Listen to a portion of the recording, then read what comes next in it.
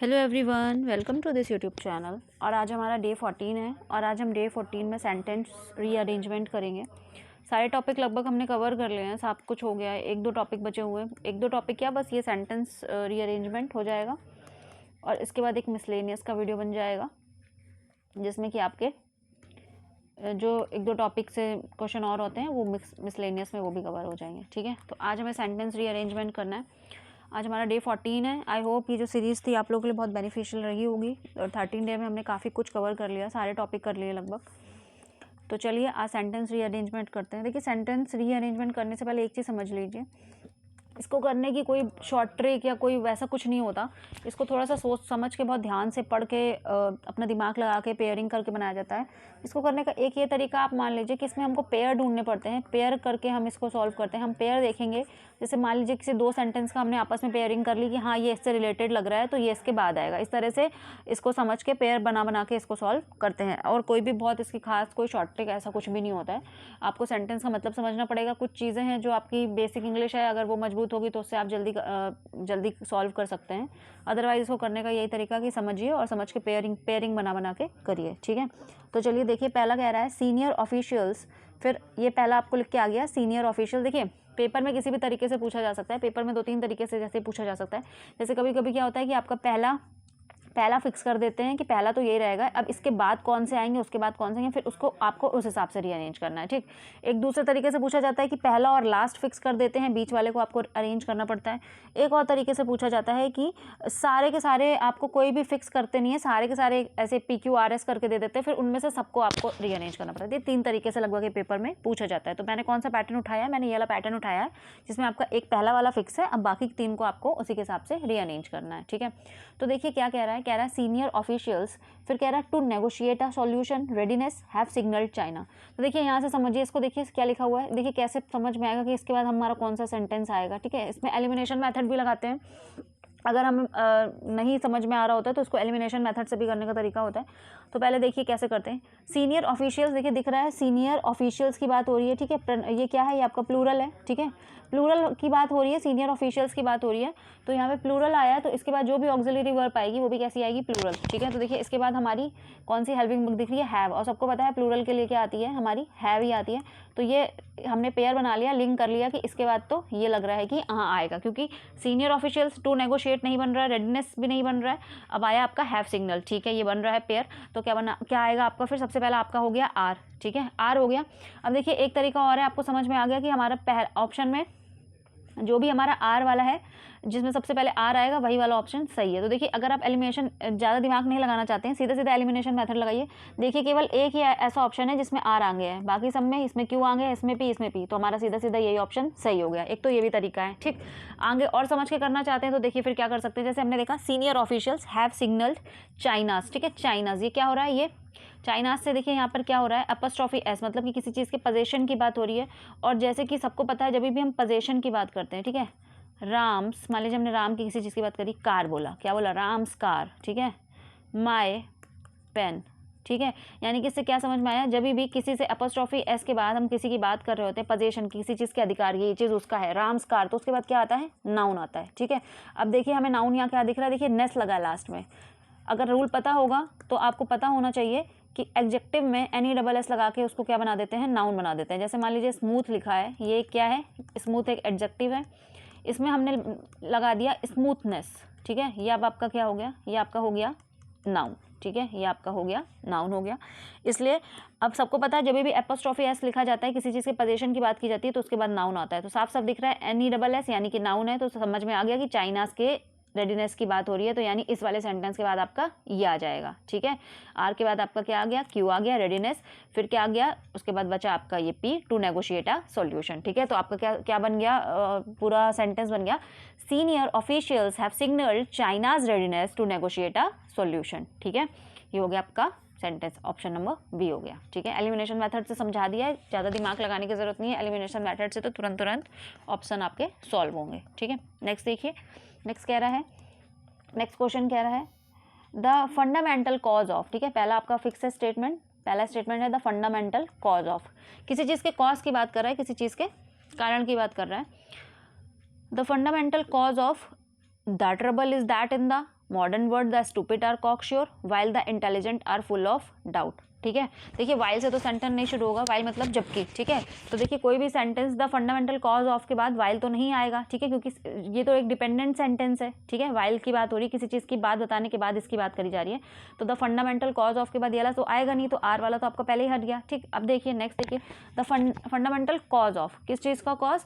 Of the trouble. सबको पता है, देखो fundamental cause of the trouble. ठीक है, ये कहना चाह रहा है कि जो दिक्कतें हैं, जो परेशानियां हैं, उसका जो फंडामेंटल कॉज है। तो देखिए क्या आपका आ गया, यानी कि समझ में आ गया आपको, जो स्टेटमेंट के बाद पहला आएगा वो आपका क्यू आएगा। अब देखिए पी वाले, पहले पी और आर वाले काट दीजिए, अब आपके केवल क्यू वाले, क्योंकि क्यू वाले दो ऑप्शन है इसलिए फिर और चेक करना पड़ेगा। फिर देखिए the fundamental cause of the trouble is that in the मतलब किसी चीज़ की बात हो रही है। फिर देखिए लिंक करिए, पेयर बनाइए, इन द के बाद क्या आना चाहिए?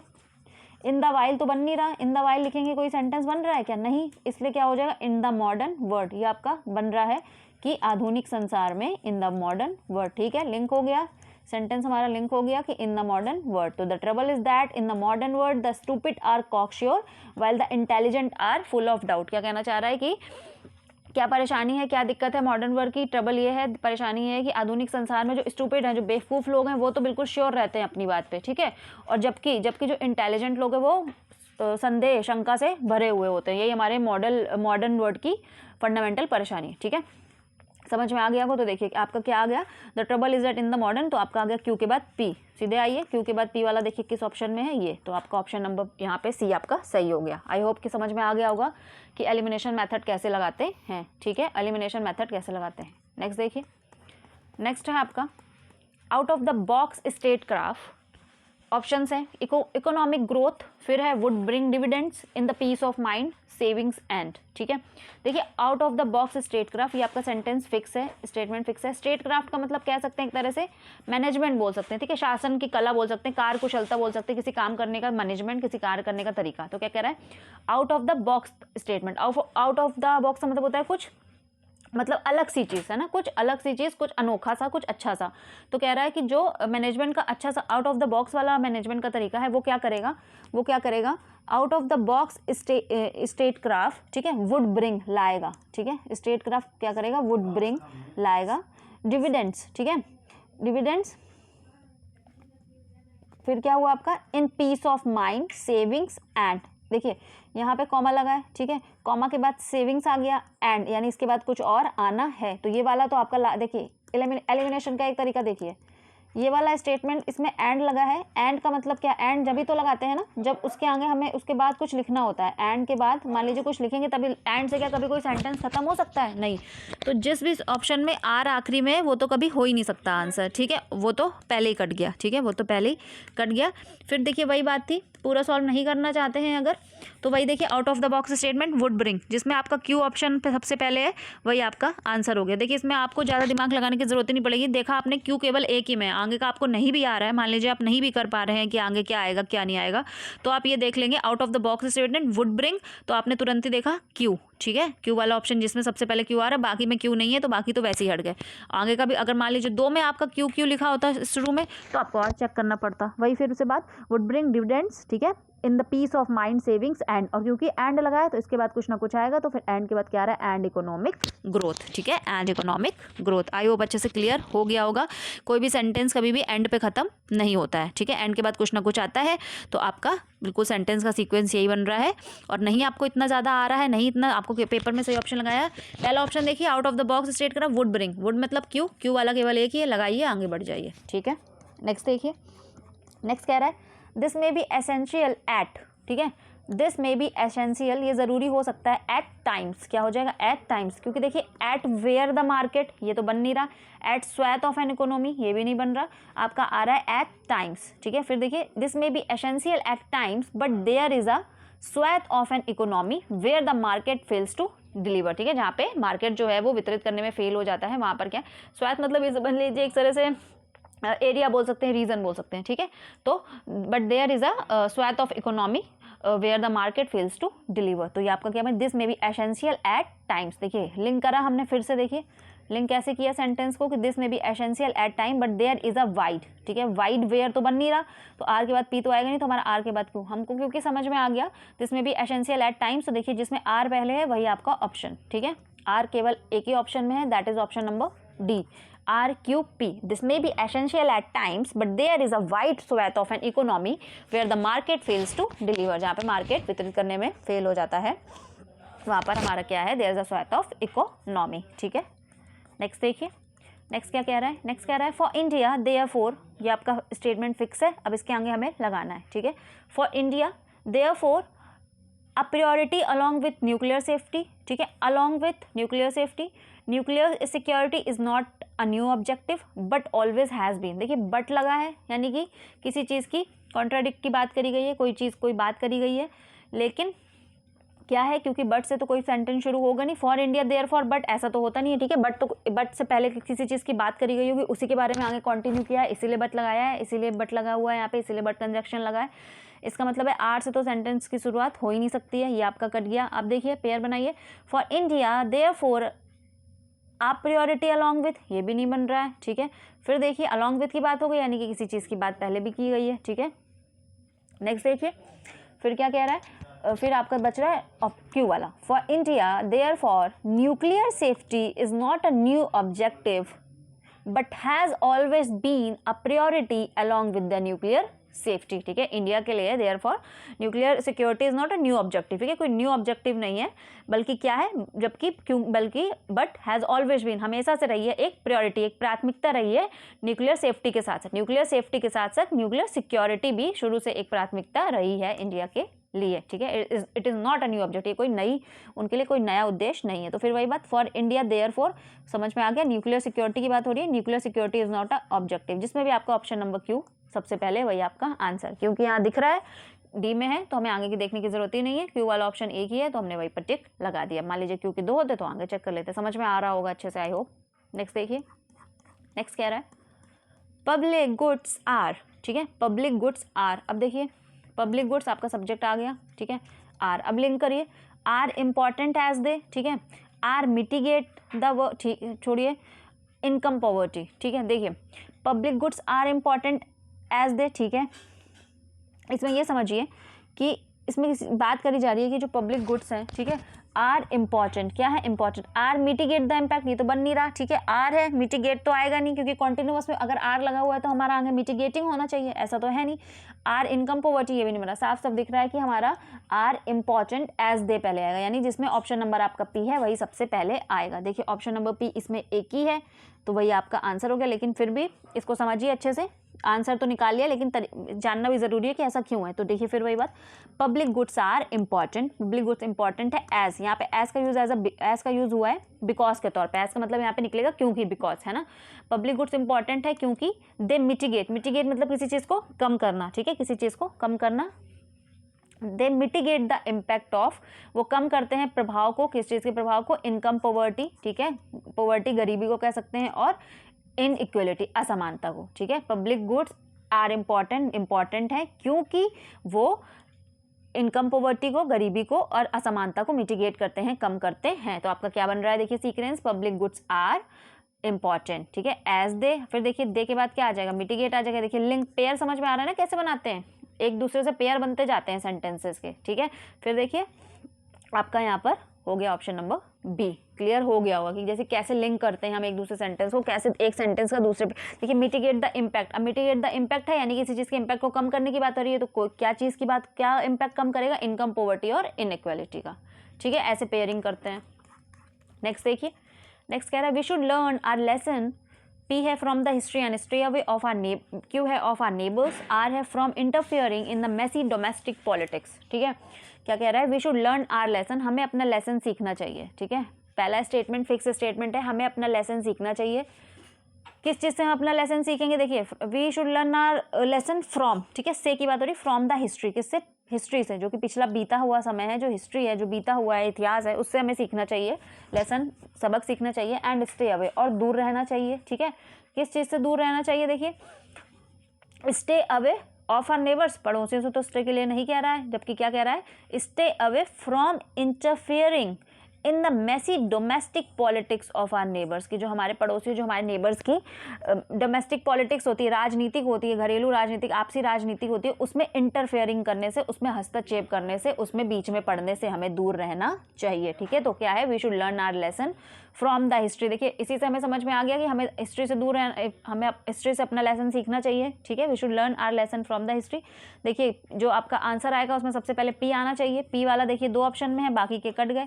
अब देखिए इसमें 2 में ऑप्शन में पी है। अब नेक्स्ट आगे बनाइए, देखिए पहला लिखा है P R, from the history and stay away from, देखिए सीधा सीधा बन गया। और जब आप दूसरा देखेंगे पी क्यू, तो देखिए from the history and stay away of our neighbours. ठीक है, फ्रॉम इंटरफेयरिंग ये नहीं बन रहा है, इसका सेंस नहीं निकल रहा, तो ये हो गया आपका P R Q, from the history and stay away from interfering in the messy domestic politics of our neighbours. I hope clear हो गया होगा। ठीक है, नेक्स्ट देखिए, नेक्स्ट कह रहा है when we reached in the house was nobody there. क्या कह रहा है, जब हम घर पहुंचे, व्हेन वी रीच्ड, ठीक है, अगर हम इसमें लिख देंगे व्हेन वी रीच्ड, ठीक है, उसके बाद क्या आएगा, there was nobody in the house, जब हम पहुंचे there was nobody in the house, घर पे कोई भी नहीं था। देखिए लिंक हो रहा है sentence, there was nobody, there के बाद वॉज आ जाएगा, there was nobody in the house, R Q P. देखिए ऐसा एक ही ऑप्शन, देखिए ऐसे 2 ऑप्शन है जिसमें आर आर है, ये कट गया, ये इसमें 2 में आर बचा है, लेकिन देखिए एक में आर पी क्यू है, ये तो होगा नहीं, आपका होगा R Q P. There was nobody, there was nobody in the house. ठीक है, जब हम घर पहुंचे वहाँ पे कोई नहीं था। नेक्स्ट देखिए, नेक्स्ट क्या कह रहा है, नेक्स्ट कह रहा है अ सर्टिफाइड वेरीफाइबल, फिर ये आपका फिक्स स्टेटमेंट है, सर्टिफाइड वेरीफाइबल ये आपका फिक्स स्टेटमेंट है। इसके बाद कह रहा है वुड बी अ वैल्यूएबल, क्यों कह रहा है, ऑल पर्पस आइडेंटिटी कार्ड, फिर कह रहा है डॉक्यूमेंट फॉर मैनी पीपल। ठीक है, फिर देखिए पेयर बनाइए, लिंक करिए। कह रहा है एक सर्टिफाइड और वेरिएबल, ठीक है, प्रमाणित और सर्टिफाइड, क्या चीज़ प्रमाणित और सर्टिफाइड, ठीक है, डॉक्यूमेंट फॉर मैनी पीपल नहीं बन रहा है। ठीक है, a verified certified verifiable all purpose identity card, किस चीज़ की बात कर रहा है ये, सर्टिफाइड प्रमाणित ऑल पर्पस आइडेंटिटी कार्ड, जो आइडेंटिटी कार्ड होता है उसकी बात कर रहा है। ऑल पर्पस आइडेंटिटी कार्ड क्या होगा, वुड बी अ वैल्यूएबल, एक वैल्यूएबल होगा, क्या, डॉक्यूमेंट फॉर मैनी पीपल, बहुत लोगों के लिए एक वैल्यूएबल कागजात होगा, एक वैल्यूएबल डॉक्यूमेंट होगा। ठीक है, आई होप क्लियर हो गया होगा जो मैं समझाना चाह रही थी कि a certified verifiable all purpose identity card. ठीक है, देखिए यहाँ पे अगर आप देखते हैं कि a certified verifiable would be a valuable बन नहीं रहा। ठीक है, a certified verifiable document for many people would be, ये भी नहीं बन रहा। ठीक है, तो यहाँ पे ऑप्शन क्या आपका बन रहा है, a certified verifiable all purpose identity card. ठीक है, क्या होगा, identity card would be a valuable document. देखिए इस लिंक करिए, देखिए मैंने बताया था पेयरिंग करते हैं, देखिए पेयरिंग करिए, वैल्यूएबल के बाद ऑल पर्पस नहीं बन रहा है, वैल्यूएबल डॉक्यूमेंट बन रहा है। ठीक है, किस चीज़ की बात हो रही है, वैल्यूएबल डॉक्यूमेंट की बात हो रही है, तो लिंक हो गया ना। पी के बाद क्या आएगा आपका आर, पी से आर क्या हो गया आपका, पेयर बन गया, लिंक बन गया। अब देखिए ऐसा एक ही ऑप्शन है जिसमें पी आर एक साथ है, कौन से, सॉरी 2 हैं, ये वाला और ये वाला, ये काटिए ये काटिए। अब देखिए इन दोनों में क्या है, अ वेरी सर्टिफाइड, लेकिन हमारा क्या था, डॉक्यूमेंट पहले आना था। ठीक है, sorry all purpose identity card पहले आना था, तो क्यू वाला हमारा ऑप्शन सही हो रहा है जिसमें क्यू सबसे पहले है। अब इतना तीम झाम कर, मतलब तीम झाम इन द सेंस कि अगर इतना कुछ आप नहीं करना चाहते पेपर में, इतना दिमाग नहीं बढ़ाना चाहिए, तो देखिए वही सिंपल सा तरीका, इतना कुछ भी मत करिए, इतना कुछ भी मत सोचिए समझिए, सिंपल देखिए a certified verifiable all purpose identity card, इतना हमने निकाल लिया था। ठीक है, अब इतना निकाल लिया था तो बस देखिए क्यू सबसे पहले आएगा, और देखिए क्यू केवल एक ही में है सबसे पहले, बाकी हटाइए, सीधा क्यू पे टिक लगाइए, आगे बढ़ते जाइए। ठीक है, पेपर में हमें कम टाइम में सॉल्व करना है, ज़रूरी नहीं है कि हम सारा समझे सारा निकालें, हमें कम टाइम में सही आंसर देना है, जो भी तरीके से निकले, चाहे एलिमिनेशन मेथड से निकले, चाहे जैसे निकले, निकालिए और कर डालिए। ठीक है, नेक्स्ट देखिए, नेक्स्ट कह रहा है one of my best friends is, ठीक है, one of my best friend is, देखिए यहाँ पर रूल भी सिखा देती हूँ, ग्रामर का रूल, ठीक है, पढ़ाया भी है मैंने। देखिए one of my best friend, अब आधे यहाँ पे ये सोच रहे होंगे कि बेस्ट फ्रेंड्स के बाद इस कैसे लगा दिया, सोच रहे हैं ना, मैंने ये रूल पढ़ाया भी है, ये कॉन्सेप्ट भी पढ़ाया है कि क्योंकि यहाँ तो फ्रेंड्स दिख रहा है, प्लूरल दिख रहा है, तो इस कैसे, देखिए मैंने बताया जहाँ भी ऑफ मिल जाता है तो ऑफ के पहले के हिसाब से हेल्पिंग वर्ब आती है। ऑफ के पहले क्या लिखा है, वन, यानी कि यहाँ पे एक की बात हो रही है, one of my best friends, मेरे जो प्रिय मित्र हैं बहुत सारे, उनमें से एक, तो एक की बात हो रही है इसलिए यहाँ पे इस लगाए। ठीक है, यहाँ पे चलिए रूल भी बता दिया मैंने साथ साथ। अब चलिए आगे क्वेश्चन पढ़ते हैं। कह रहा है one of my best friend is, option है both and a poet a novelist. ठीक है, तो one of my best friend is, इसमें देखिए पहले क्या बनेगा, मैंने रूल में बताया था कि जब भी एक ही इंसान दो अलग अलग चीज़ों को मतलब क्वालिटीज़ रखता है तो उसके आगे बोथ लगाते हैं सबसे पहले, ठीक है। तो क्या बोल रहा है, one of my best friend is, मेरे बहुत प्रिय मित्र दोस्तों में से एक, दोनों है, क्या क्या, both is, both a novelist and a poet. देखिए इज़ के बाद आपका a novelist both and a poet नहीं बन रहा है, ठीक है। A novelist and a poet both ऐसा नहीं होता है, मैंने बताया था बोथ पहले लगाते हैं। तो सब साफ साफ दिख रहा है कि पी वाला सबसे पहले आएगा, ठीक है। पी वाला सबसे पहले आएगा, बोथ के बाद आपका क्या आएगा, बोथ के बाद एंड तो आएगा नहीं, बोथ के बाद क्या आएगा, ए आएगा, both a novelist and a poet. तो P R Q is the option number C, P R Q, both a novelist and a poet. One of my best friend is both a novelist and a poet, ठीक है। I hope अच्छे से clear हो गया होगा। अब समझिए वही फिर से बात, नहीं इतना करना है, नहीं इतना समझ में आ रहा है पेपर में, सिंपल लगाइए one of my best friend is, इतना तो समझ में आ जाएगा। बोथ सबसे पहले आएगा, देखिए पी वाले ऑप्शन दो ही हैं, बाकी के ऑप्शन हटा दीजिए। पी में भी देखिए पी क्यू, अब इतना देखिए बोथ के बाद क्या है, एंड तो लगता नहीं है, तो बोथ के बाद क्या आ जाएगा, ठीक है, बोथ के बाद आपका ए आ जाएगा। तो ऑप्शन नंबर इसी से निकाल लीजिए आपके, ऑप्शन नंबर आपका हो जाएगा पी आर क्यू, ठीक है, P both a novelist and a poet, ठीक है। तो आई होप कि अच्छे से आपको कॉन्सेप्ट क्लियर हो गया होगा कि पेपर में आपको कैसे करना है। पेपर में जब भी सेंटेंस अरेंजमेंट आएगा, अगर आपको समझ में आ रहा है तो बहुत अच्छा, नहीं समझ में आ रहा है तो सिंपल सी ट्रिक लगाइए, पेयर बनाइए, ठीक है। दो सेंटेंस, जो भी 3 सेंटेंस दिए गए हैं आपको ज्वाइन करने को, जो भी सेंटेंस दिए गए हैं उनमें से कोई भी 2 सेंटेंस को आपस में लिंक करने की कोशिश करिए, जोड़ने की कोशिश करिए। जो भी 2 सेंटेंस आपस में जुड़ रहे हैं, मान लीजिए पी आर जुड़ रहा है, मान लीजिए क्यू आर जुड़ रहा है, जो भी 2 सेंटेंस को आप जोड़ पा रहे हैं उसको ऑप्शन में ढूंढिए कि वो ऑप्शन में कहाँ लिखा हुआ है एक साथ, और जहाँ वही सेम पेयर आपको मिल जाए, समझ लीजिए वही वाला आपका आंसर है। मान लीजिए 2 जगह मिल जाए तो फिर आपको थोड़ा सा आगे और बढ़ के और समझना पड़ेगा। और सबसे पहला सेंटेंस मिल रहा है, मान लीजिए आप निकाल पा रहे हैं कि लास्ट वाला सेंटेंस ये होगा, मान लीजिए निकाल पा रहे हैं फर्स्ट वाला सेंटेंस ये होगा, ठीक है, और बीच के नहीं निकाल पा रहे हैं, पहला वाला केवल निकाल पा रहे हैं, तो देख लीजिए पहला वाला, मान लीजिए आपने निकाला जो भी ऑप्शन में, देख लीजिए कि केवल वो वाला सबसे पहले कहाँ आ रहा है, ठीक है। मान लीजिए आप लास्ट वाला निकाल पा रहे हैं तो पीछे का चेक कर लीजिए ये चीज़, वो लास्ट वाले वहाँ पे क्या आ रहा है। बस एक यही थोड़ी बहुत ट्रिक्स होती हैं इसको सॉल्व करने की, और अदरवाइज़ आपको समझ के पूरा करना पड़ेगा। तो आई होप आज का सेशन आपको बहुत अच्छा लगा होगा, और ये जो हमारी 15 डेज़ की सीरीज़ है इससे आपको बेनिफिट मिल रहा होगा। अगर इससे आपको फ़ायदा हुआ है, इससे आपको इम्प्रूवमेंट लगी है तो प्लीज़ कमेंट में बताइएगा। और इसके बाद कल एक हम मिसलेनियस का और करेंगे। 15 डेज़ में हमारा ये पूरा कोर्स कंप्लीट हो गया, पूरे सारे टॉपिक्स हमने कवर कर लिए, ठीक है। चलिए, थैंक यू फॉर वॉचिंग।